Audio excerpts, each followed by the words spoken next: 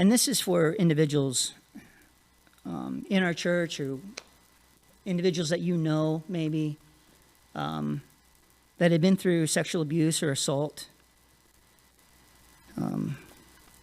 Statistically, it's a little hard to nail down, obviously, because people don't report all this stuff. But it's at least a quarter to a third of all Americans. So at least 25%, and probably closer to at least a third, 33%. My experience is probably in between 40 and 50.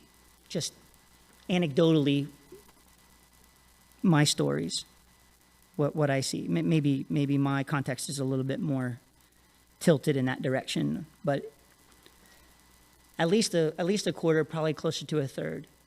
And I say that because a lot of people who have been abused or assaulted, they feel like they're alone. And it's a crappy club. Nobody wants to be a part of that club, but it is a club nonetheless, and you are not alone. There's a lot of people who've experienced those things, similar things. So if you haven't told anybody because you feel like you're isolated, you're alone, this has only ever happened to me, right? Nobody, I don't know anybody else this has ever happened to. The moment you start sharing your story, you realize 25% of the people around me are going to have stories like this. Now, they might not want to tell their stories, but they're there nonetheless statistically. Sexual harassment is 75% of all Americans have been sexually harassed. So kind of unwanted advances, 75% of Americans. It's plus 80% for women that have been sexually harassed. Now, sometimes people will say, well, I thought that everything in the past was in the past. And I just had this conversation this week with an individual. And they said, when we get saved, aren't we new creations? It's one thing if, as Christians, you don't want to deal with the past. That's fine. I'm pretty confident in the fact that I don't want to go up and dig up every skeleton that is in my heart and in my life. But if those skeletons are poking out of the ground and I see a hand pop up without fingers, it's just skeleton hand out of the ground, I'm not talking about past anymore. That thing is now present. If a memory of a past experience is hindering you from doing God's will in your life, then it's not past, it's present, and you need to deal with it to move forward. This is when you know that you need to actually move on something. Is it keeping me from being and doing what God has asked me to be and do? 3 things in particular, and this is from Henry Cloud, and I've stolen it from him, so I'll give him all the credit. Or blame. If you don't like it, it's his fault. Three keys. And listen, all at the same time is very, very important here. First, take every thought captive. 2 Corinthians 10, verses 4-6.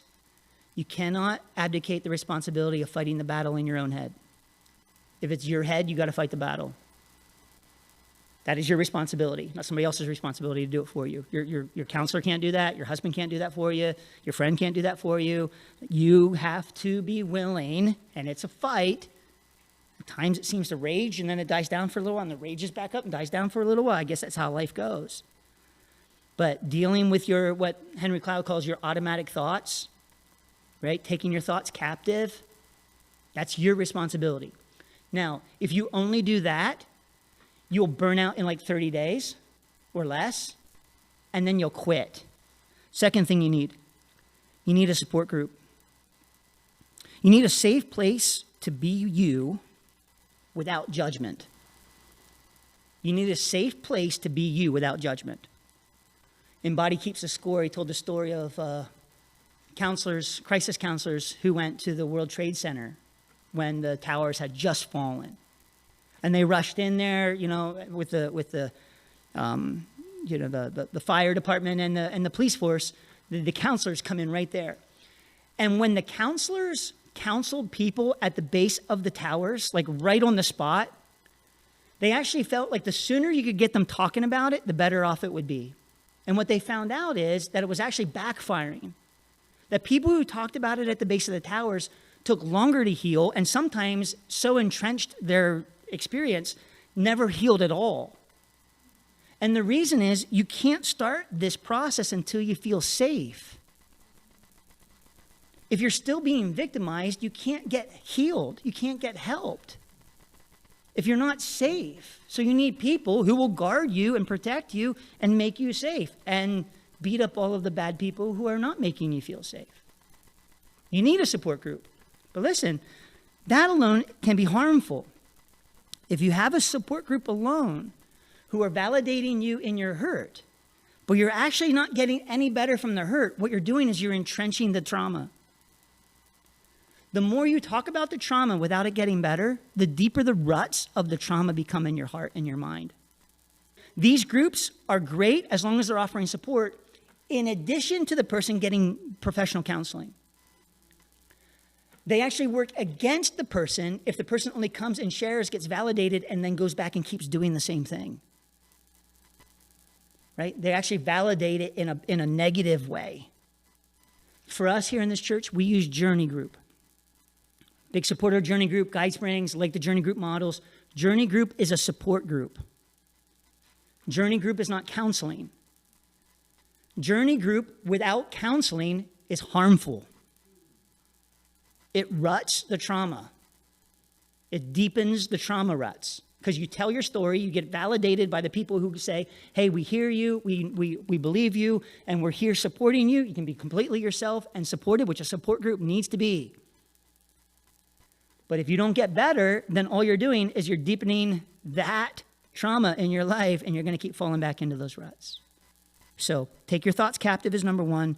Get support is number two. And then action-oriented, right? Solutions-focused, wise professional counseling, right? In the multitude of counselors, there is wisdom. But not every counselor is equal. Now, somebody will come to me and they'll say, isn't God our counselor? Yes, God is our most wonderful counselor. Isaiah says, wonderful counselor. God is our most wonderful counselor. But if God was all you needed, then you wouldn't still be falling over that struggle.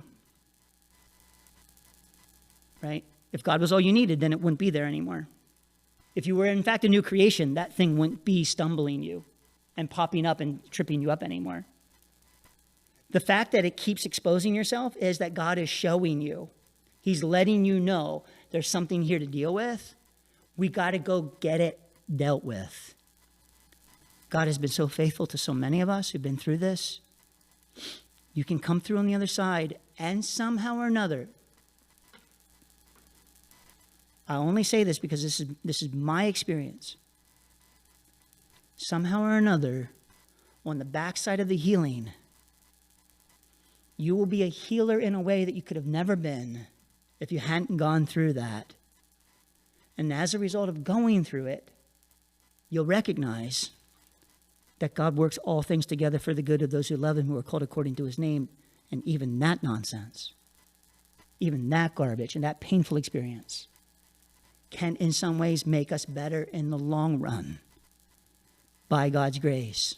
And listen, if God has brought you all the way through that to healing, right, to where you've healed, you're strong, and you don't mind telling your story, and it doesn't trigger you to go back into your narrative again, and it's not preventing you from being the person that God has called you to be and do, like you don't find it stumbling you all over the place, recognize you now have a ministry for 1/3 of all Americans.